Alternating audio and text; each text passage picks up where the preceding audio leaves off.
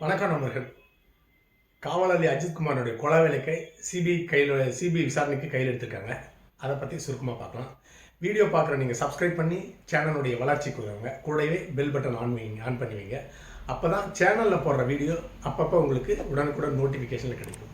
இப்போ வீடியோக்குள்ளே போகலாம். காவலாளி அஜித்குமாரோடைய கொலை வழக்கை லாக்அப் டெத்தை சிபிஐ விசாரணைக்கு கையில் எடுத்திருக்காங்க. அதற்கு காரணம் தமிழக அரசு இந்த வழக்கை மூடி மறைக்கிறதுனா எல்லா வேலையுமே ஆரம்ப கட்ட வேலையிலுமே செஞ்சுட்டு இருந்தாங்க. அதனால் தமிழக காவல்துறை இந்த வழக்கை விசாரிக்கக்கூடாதுன்னு சொல்லிட்டு பத்திரிகையாளர்களும் மக்கள் எல்லாமே பெருமளவில் எதிர்ப்பு தெரிவிச்சிருந்தாங்க.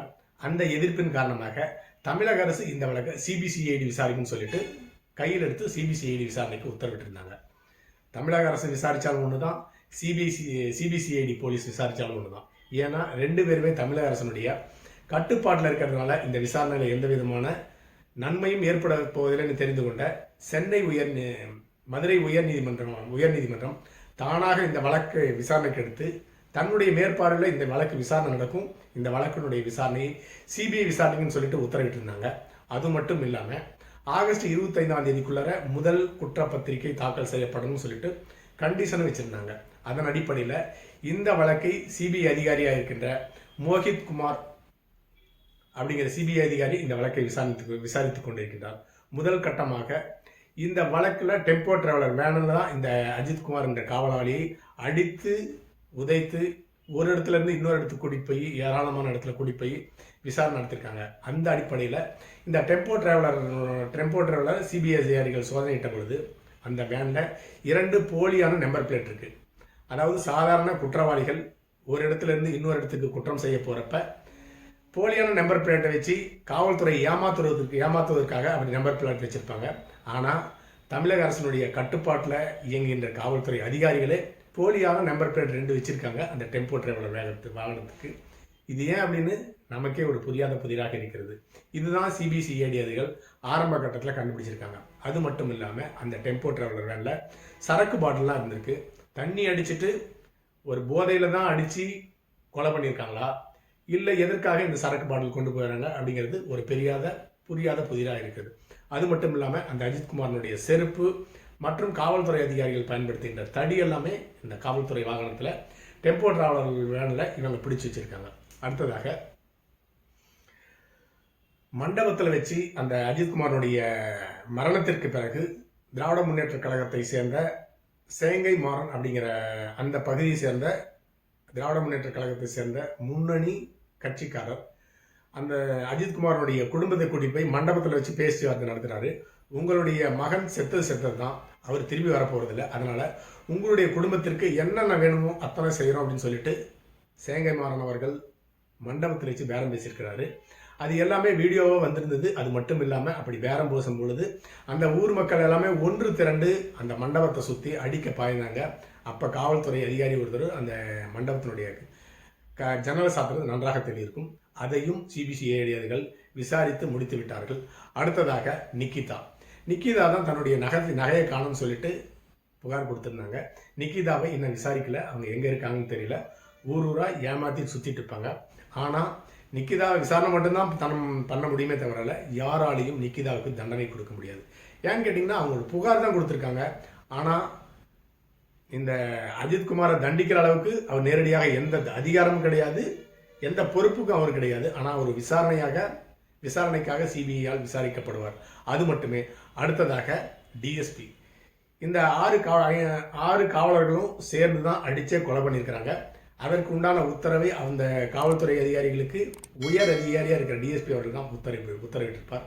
டிஎஸ்பி அதிகாரியும் மேலதிகாரி இருந்தாலும் தன்னிச்சையாக அவ்வளவு பெரிய முடிவை எடுக்கவோ இல்லை அடித்து கொலை செய்கிற அளவுக்கு ஒரு கடுமையான உத்தரவோ அவர் பிறப்பிக்க போவதில்லை. ஏன்னு கேட்டிங்கன்னா இந்த அஜித்குமாருக்கும் அடித்து கொன்ற காவலர்களுக்கும் எந்த விதமான முன்பகையும் கிடையாது. அதே போலவே அந்த டிஎஸ்பிக்கும் எந்த விதமான முன்பகையும் கிடையாது, உள்நோக்கம் கிடையாது. ஆனால் டிஎஸ்பிக்கு மேலே ஏதோ ஒரு உயர் அதிகாரி கண்டிப்பாக ஒரு மிகப்பெரிய கடுமையான உத்தரவை பிறப்பிச்சிருக்காரு. அதன் அடிப்படையிலேயே டிஎஸ்பி அவர்கள் உத்தரவிருக்கின்றார். அதனால இன்னும் டிஎஸ்பியும் மேலதிகாரியும் விசாரிக்கப்படவில்லை சிபிஐயால். அடுத்ததாக தோப்புலாம் கூட்டிகிட்டு போய் அந்த டெம்போ டிராவலர் வேனில் வச்சு அந்த ஊரில் இருக்கிற தோப்பில் அடர்ந்த தோப்புக்குள்ளார வச்சு காவல்துறை அதிகாரிகள் எல்லாமே காவலர்கள் எல்லாமே கடுமையாக அடிச்சிருக்காங்க. அடுத்ததாக அந்த கோயிலினுடைய பின்புறத்தில் இருக்கிற வளாகத்தில் மறைவான இடத்துல வச்சு அடிச்சிருக்காங்க. அந்த இடத்துல தான் அடிச்சிட்டு இருக்கப்ப ஒருத்தர் வீடியோ எடுத்து அதை இணையதளத்தில் பரவிட்டு இருந்தார். அவரையும் சிபிஐ அதிகாரிகள் விசாரித்திருப்பார்கள். அடுத்ததாக போலீஸ்களுடைய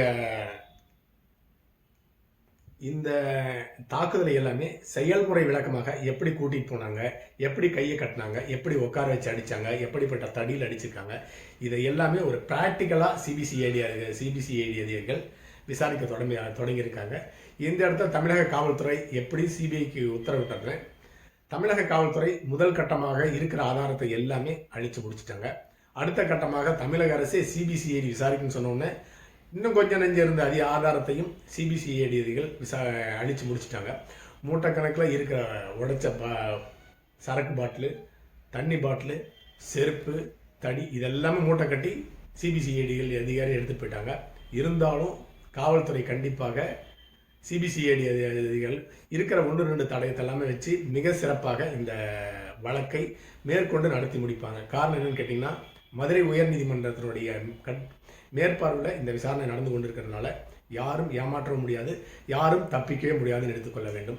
இந்த இடத்துல தான் திராவிட முன்னேற்ற கழகம் தன்னுடைய ஆட்சியில் நடந்த இந்த குற்றத்தை மறைப்பதற்காக அந்த செங்கை வேந்தன் அப்படிங்கிற திராவிட முன்னேற்ற கழகத்தினுடைய பொறுப்பாளரை வச்சு பேரம் பேசியிருக்காங்க.